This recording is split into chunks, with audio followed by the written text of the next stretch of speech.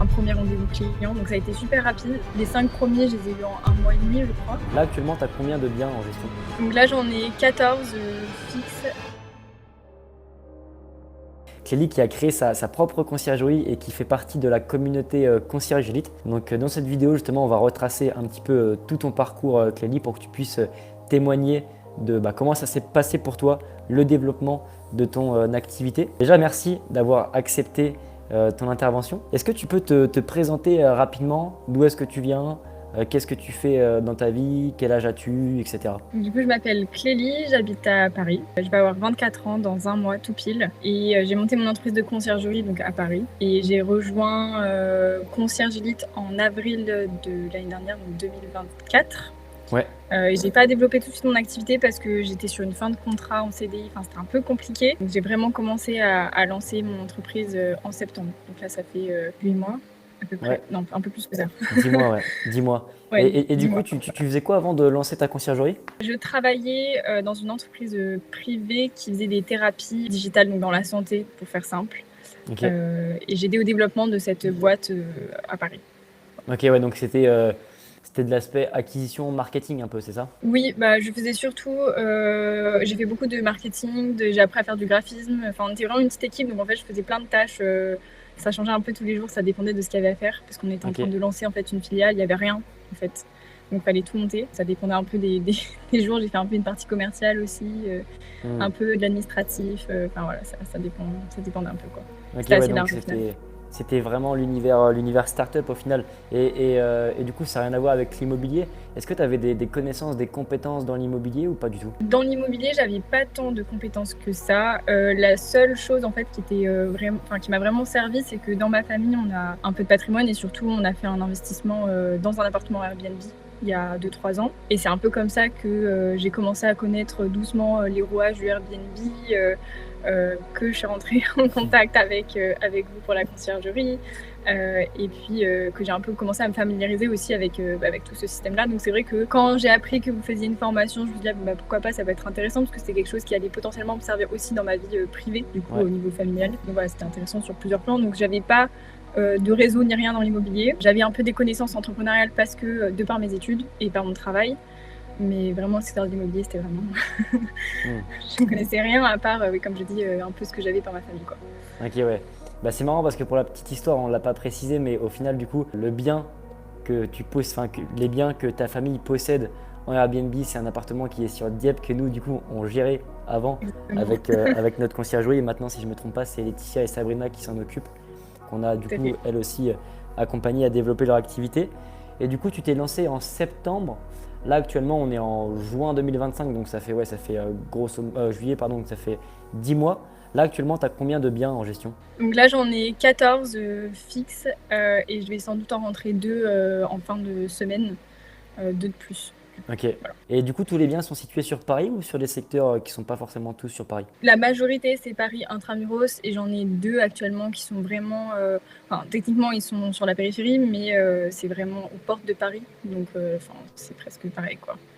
Okay, J'ai juste traversé le périph', donc vraiment c'est à côté. Donc voilà, je reste très localisée dans Paris et pour l'instant j'ai pas eu trop de demandes en dehors du centre de toute manière, parce que je pense que comme je me présente comme habitant en ville, enfin dans la ville, je pense que les gens qui sont un peu plus loin vont pas forcément me chercher moi, plutôt chercher d'autres types de conciergeries qui sont peut-être plus proches de chez eux. Ouais, bien sûr, ouais. Non, mais c'est clair, c'est vrai que pour le coup, en plus, comme tu as une image de marque, j'imagine, qui est vraiment sur Paris intramuros, ça doit aussi servir pour. Ça doit faciliter au fait que les personnes qui sont dans Paris te contactent toi, pas une conciergerie aux alentours, avec les conciergeries, que les biens aux alentours, donc donc en agglomération parisienne, ne vont pas forcément te contacter toi, sachant que tu opères sur un secteur qui est différent, quoi. Ouais, c'est ça. Et puis même en termes de transport, les gens connaissent un peu, donc ils savent que si j'habite dans Paris, forcément ça va être plus long de venir chez eux. Enfin voilà, ils savent que c'est pas forcément pratique en termes de logistique non plus, donc ils vont pas me prendre moi. Mais du coup, dans Paris, de toute façon, il y a suffisamment de quoi faire. Ouais, c'est clair. Donc c'est pas un problème. Ouais. Et du coup, parce qu'il y a eu le moment où tu étais encore dans ton job, après le temps de quitter le job, etc., pour développer ta propre activité, j'imagine que ça a mis un peu de temps. C'est quoi qui t'a donné envie de te lancer de la conciergerie et du coup arrêter ton job? Alors en fait, avec le travail que je faisais, c'était un petit peu compliqué en termes des conditions qu'on avait au niveau de mon contrat. Donc en fait, on va dire que c'était un peu mutuel. On a mis fin en gros à mon contrat que j'avais avec eux. Donc je savais pas trop quoi faire ensuite. Je voulais pas retourner dans un CDI à temps plein parce que je pense que c'était un peu trop rapide après mes études au final. Je pense que j'avais pas été prête pour la vie active vraiment à 100%. Et du coup, je voulais quelque chose, je voulais quand même travailler, faire quelque chose de ma vie parce que je voulais pas rien faire. Donc je me suis dit que ça pouvait être monter un projet comme ça qui me semblait avec un but atteignable, on va dire. Je trouvais que c'était plutôt pas mal parce que ça me faisait quand même travailler. Et puis au pire, si ça fonctionnait pas, bon, bah, je trouverais toujours un autre travail. Mais bah, je faisais pas non plus rien de mon temps pendant mon chômage parce que du coup j'étais au chômage techniquement. Donc je me suis dit bah, pourquoi pas la conciergerie. Comme j'ai dit, c'était intéressant pour mon contexte familial puisqu'il y avait à faire me semblait pas non plus impossible quoi. Ouais, Parce bien que sûr. j'ai fait des études de biologie, j'ai travaillé, enfin je connais beaucoup le secteur de la santé et tout ce qui est start-up dans le médical et tout ça, et c'est, enfin, à des échelles, Ouais. c'est hyper compliqué en fait de lancer une boîte dans ce genre de secteur. Et c'est vrai que du coup la conciergerie, je me suis dit bon bah en comparaison ça a l'air trop facile, Ouais, c'est clair. donc pourquoi pas faire ça quoi. Ouais, bah, c'est vrai que c'est beaucoup plus accessible à tous forcément. Après, en fait, c'est moins complexe, mais ça reste quand même compliqué au niveau de la gestion dans le sens où pour délivrer des services de qualité et autres, il faut avoir de bons process et avoir une bonne équipe. Et justement, j'ouvre une parenthèse parce qu'il y a pas mal de personnes, enfin la plupart des personnes qui regardent nos vidéos sont des personnes qui souhaitent développer des activités ou qui ont déjà une activité et qui aimeraient trouver plus de clients et croître plus rapidement. Mais il y a aussi des personnes qui regardent nos vidéos, qui possèdent des biens. Et donc, est-ce que tu peux juste nous partager le nom de ta conciergerie, quel service tu proposes exactement? Et bah, maintenant, on sait que du coup, tu opères sur Paris, mais comme ça permet d'avoir des informations pour celles et ceux qui seraient intéressés, pourquoi pas, confier un bien sur Paris, quoi. Alors le nom de mon entreprise, ça s'appelle Conciergerie des Terres. Ok, L'idée à l'origine, c'était en fait de pouvoir laisser la possibilité de se développer dans d'autres régions de France. Donc ça pouvait, la conciergerie des terres de Paris, il y avait les conciergeries des terres lyonnaises, provençales, je ne sais où. Et en termes de services, donc du coup je propose un service de conciergerie complet, c'est-à-dire je fais absolument tout, que ce soit l'annonce, le ménage, la gestion des personnes, des voyageurs. Donc vraiment ça c'est un peu la conciergerie classique. Et au fur et à mesure là j'ai développé d'autres services un peu annexes en plus. Je fais maintenant des états des lieux aussi pour tout ce qui est location longue durée, ok. les visites. Et là, récemment, j'ai monté un partenariat avec une entreprise qui délivre des classements pour les meublés de tourisme. Donc, c'est aussi quelque chose que je peux faire, enfin, via mon entreprise, du coup, faire classer les biens, ce qui est devenu super intéressant cette année parce que la fiscalité a changé pour les meublés de tourisme. Ouais, Donc, maintenant, si on n'est pas classé, c'est plus ça devient compliqué. très vite. C'était un peu Ouais, plus compliqué, c'est ça. ouais, Donc, voilà, j'ai développé ça en plus. Et puis, je suis en train de monter, du coup, une autre entreprise, enfin, une autre société plutôt. Sur tout ce qui est box d'accueil, qui est pareil, quelque chose qui est un peu dérivé de ce que je faisais à l'origine. Voilà. Donc j'ai ok. plein de petits services au final, quoi. J'ai essayé un peu d'élargir mon champ d'action. Non, mais c'est clair, ça, on pourra en parler justement après de tes box d'accueil que tu peux proposer pour les conciergeries et pour les autres en location courte durée. C'est vrai qu'on en a parlé rapidement, mais c'est pas le même monde entre les entreprises dans le médical par rapport à la conciergerie. Il y a un niveau de complexité qui est quand même plus élevé. Mais est-ce que toi, quand tu as commencé, tu as quand même eu des peurs, des doutes sur la conciergerie ou pas forcément? Oui, en fait, quand je disais ça par rapport au médical, c'est surtout que quand on veut se lancer dans ce genre de secteur, il faut avoir beaucoup, beaucoup d'argent. Ok, Et donc la crainte principale, c'est trouver des investisseurs. Or là, monter l'entreprise de conciergerie, je pense que au début, j'ai dû débourser 500 € maximum, mais parce que j'ai fait un peu des dépenses sans trop savoir, que j'aurais pu même réduire ce coût-là. Donc les peurs que j'avais surtout, c'était un peu le saut dans le vide de est-ce que vraiment je fais ça? Est-ce que c'est pas une idée un peu nulle?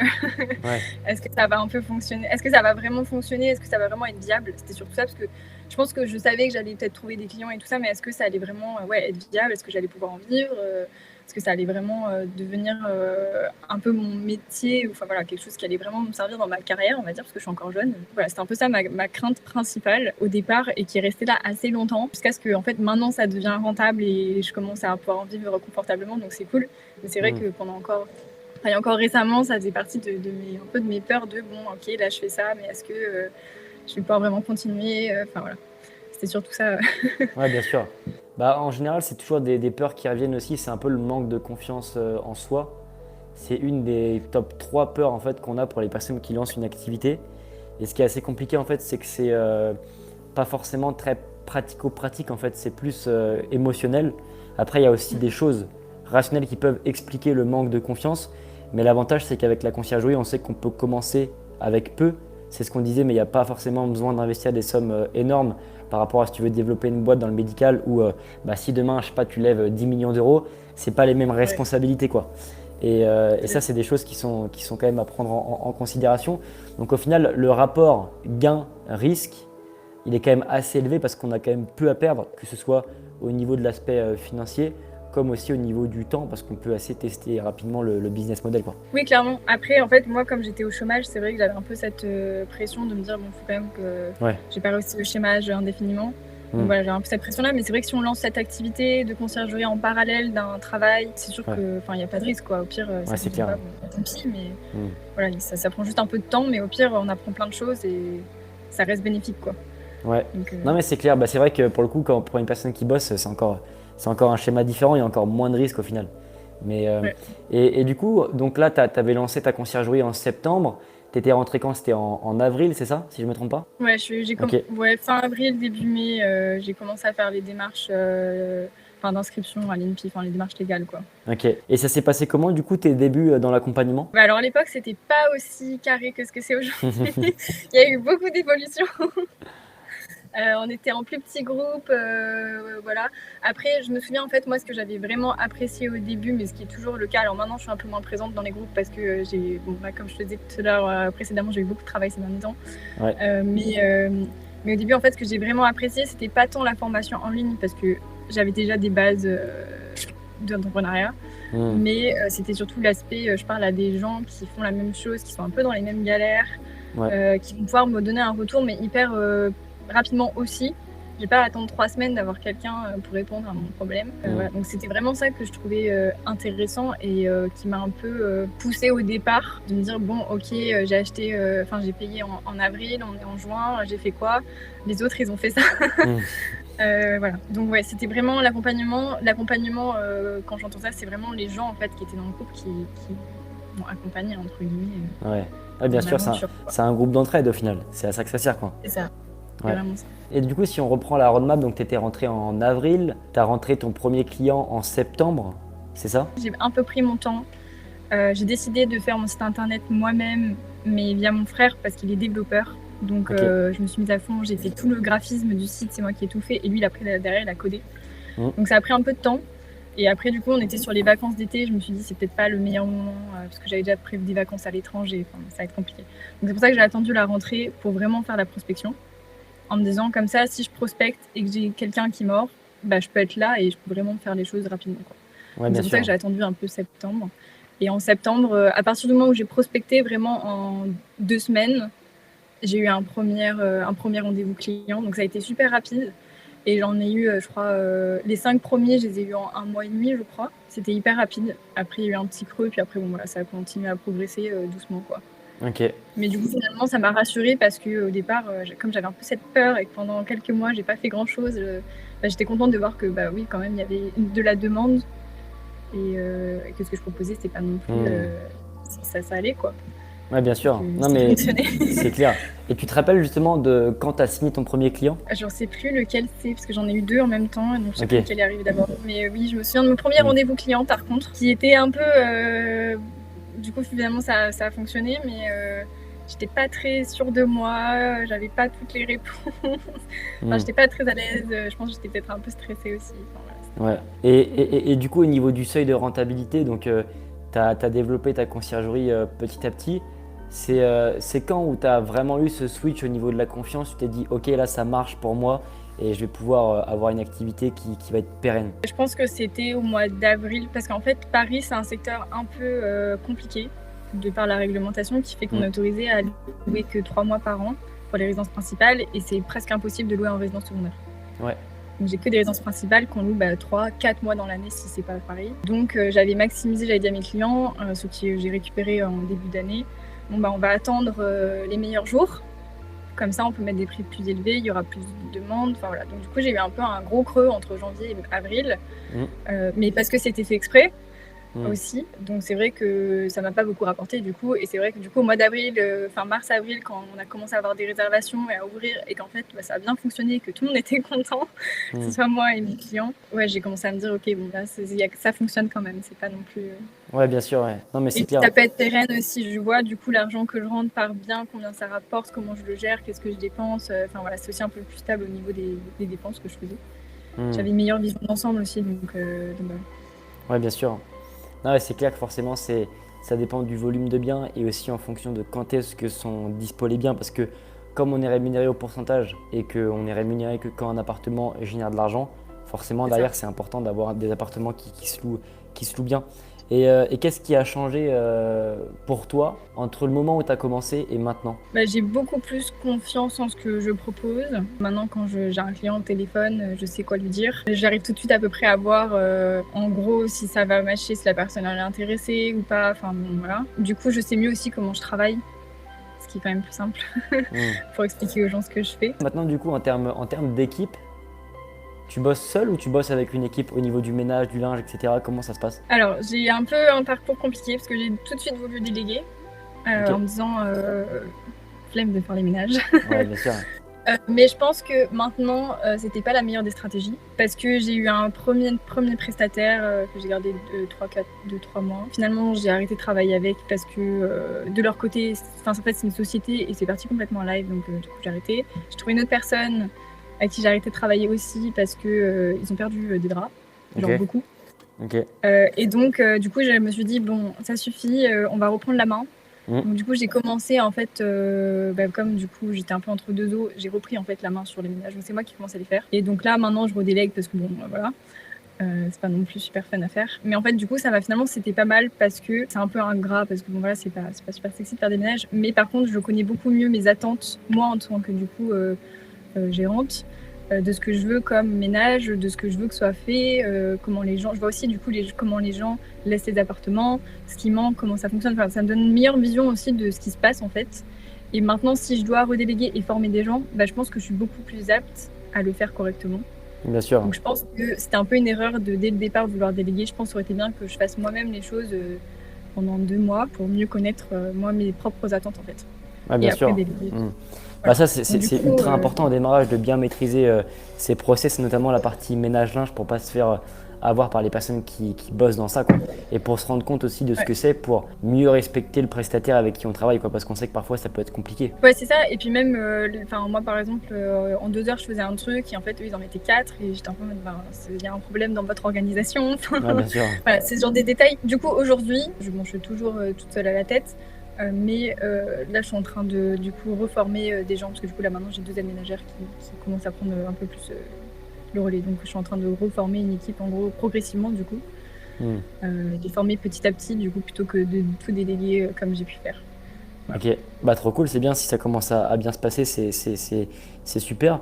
Et si maintenant on fait un peu la transition sur ta marque de consommables, est-ce que tu peux nous en parler un petit peu de ce que tu proposes exactement, pour qui, ça se passe comment, où est-ce qu'on peut te retrouver aussi? Oui, alors du coup, juste pour le contexte, parce que ça vient de mon entreprise de conciergerie. Enfin, en fait, ça vient même de vous, qui Hmm. a utilisé, donc dans l'appartement qu'on a à Dieppe, des Ouais, box pour les consommables. Et quand j'ai monté mon entreprise, je me suis dit que ce serait bien d'utiliser ça. Alors moi, j'ai pas voulu l'utiliser pour les consommables, mais plutôt en mode de cadeau de bienvenue. hmm.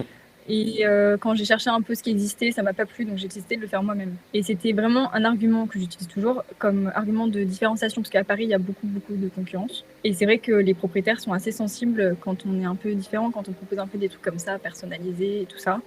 Donc j'ai commencé à mettre ça fait partie de mon offre en fait que je propose, d'avoir un cadeau de bienvenue systématiquement à Ok, l'arrivée des voyageurs. Et je me suis dit, bon, bah, j'ai des bons retours, les propriétaires sont contents, on a des commentaires de voyageurs qui disent que ça leur a fait plaisir de trouver un truc.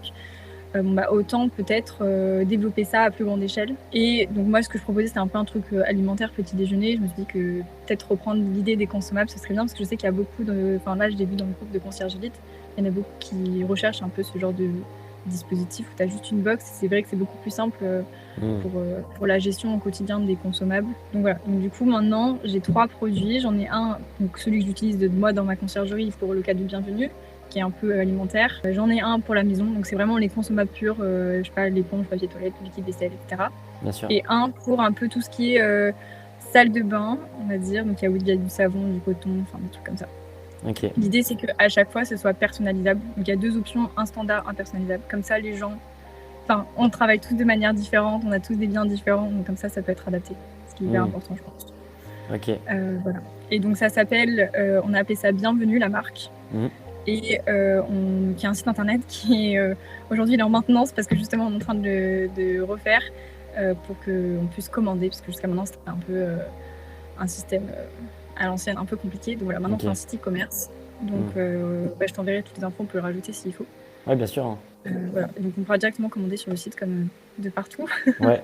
Bah, dans tous les cas, au moment où est-ce que la vidéo va sortir, théoriquement le site ne sera plus en maintenance parce qu'il y a toujours une latence entre 3 semaines et 4 semaines. Du coup, on mettra directement le lien en description.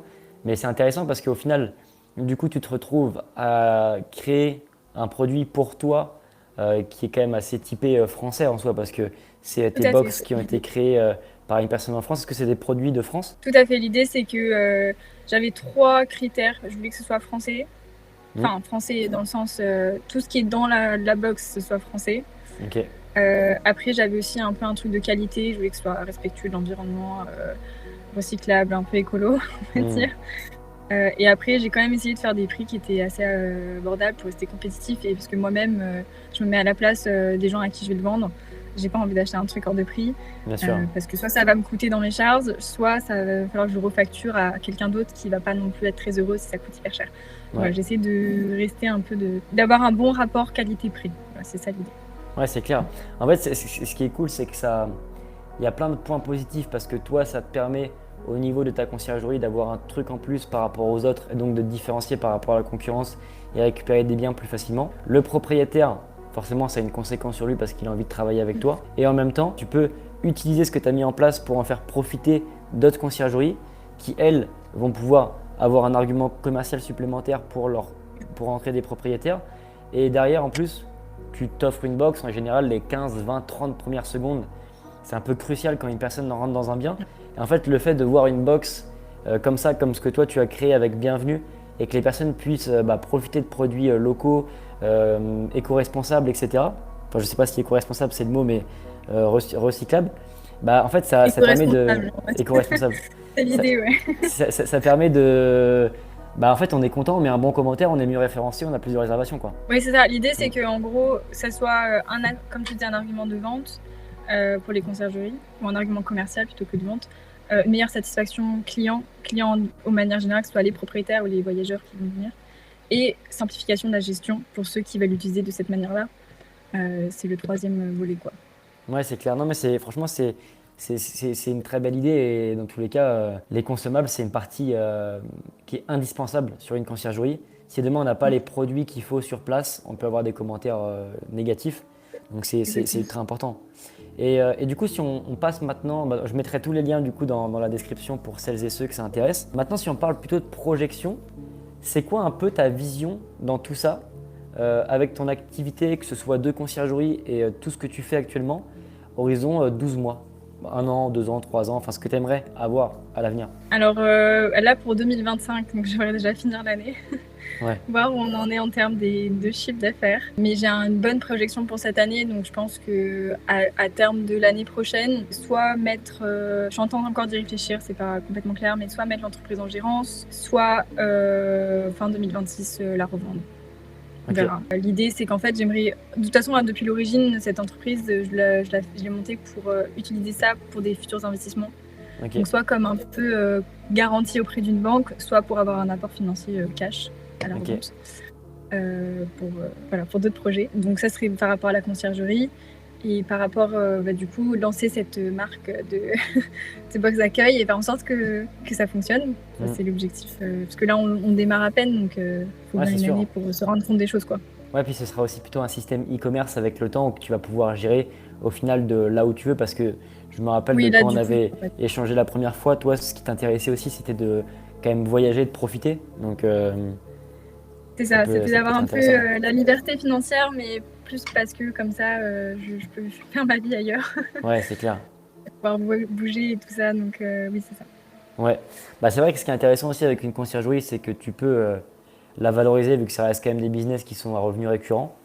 Donc une fois qu'on a une structure solide, qu'on a des bons process, qu'on a pas mal de biens et que ça génère des revenus financiers récurrents chaque mois, bah, ça peut se valoriser et c'est ça qui est aussi intéressant.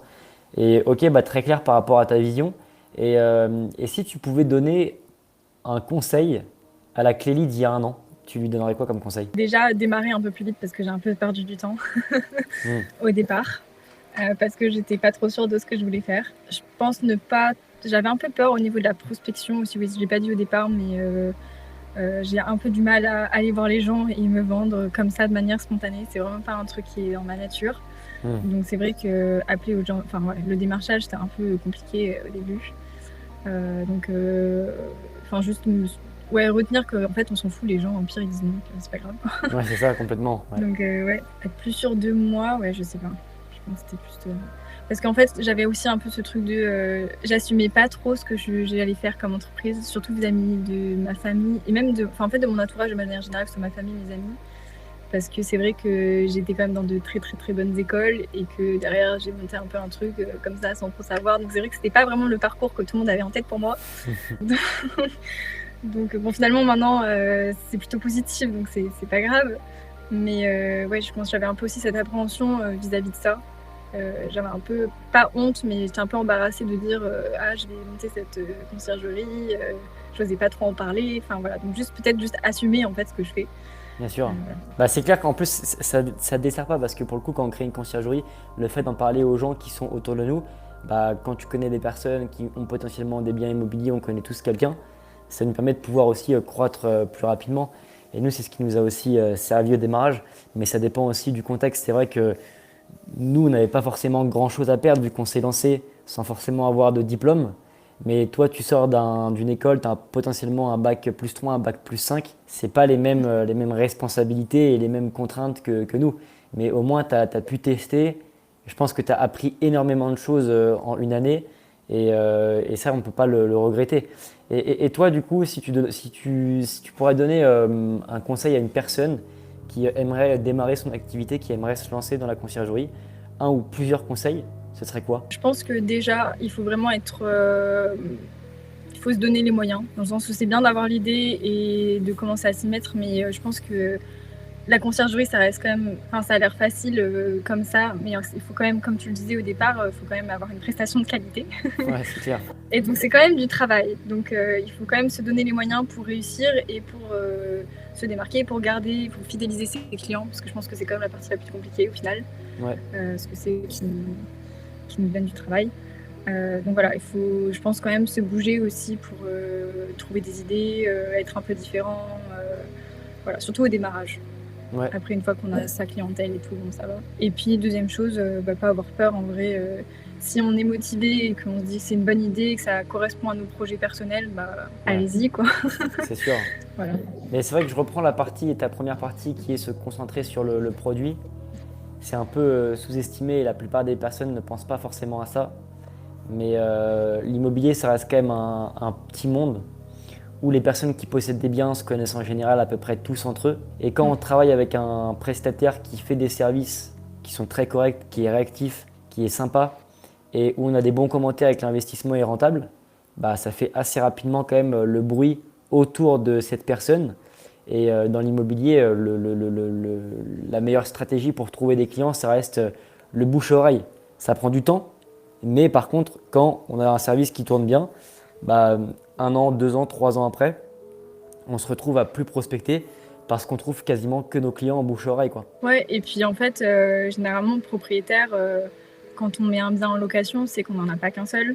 Ouais, aussi. Et donc, c'est aussi. Enfin, là, j'ai une cliente qui m'a dit il y a 2 semaines, j'ai croisé par hasard chez elle, qui me dit ah bah merci vraiment. C'est dur de trouver des professionnels qui sont professionnels. Et en fait, eux, ils ont cet appartement à Paris, mais ils ont aussi une maison en région dans le Nord. Son conjoint, je suis sûre qu'il a d'autres propriétés. Enfin voilà, c'est un peu. Il ne faut pas négliger aussi cet aspect-là, où même avec ceux qu'on connaît déjà, il y a de quoi faire, quoi. C'est clair, exactement. Sachant que ça reste quand même un modèle où on a des revenus récurrents et qui peuvent être assez élevés par client. Donc à partir du moment où on arrive à avoir 15, 20, 25 biens, on commence à avoir des revenus qui sont assez confortables. Ouais, carrément. Bah écoute, merci beaucoup Clélie pour ton témoignage. Ça me fait plaisir d'avoir discuté avec toi, sachant que ça faisait un petit moment qu'on ne l'avait pas fait et que bah, depuis, au final, tu as rentré quand même pas mal de biens en gestion. Donc pour celles et ceux qui sont intéressés pour développer une activité de conciergerie, sachez qu'il y a un lien en description. Vous allez pouvoir accéder à une formation offerte qu'on a créée avec Ryan où on vous explique exactement comment créer une conciergerie, au moins avoir les bases pour développer une activité assez rapidement. Et si vous souhaitez aller plus loin, après vous allez pouvoir prendre un appel avec une personne qu'on a aussi accompagnée qui a développé son activité pour qui ça marche bien et qui pourra vous conseiller, vous faire une étude de marché et vous expliquer exactement comment est-ce que nous aussi on peut vous accompagner à travers le programme Concierge Elite qu'on propose. Merci beaucoup pour ton témoignage. C'était Martin de Concierge Elite. Ciao.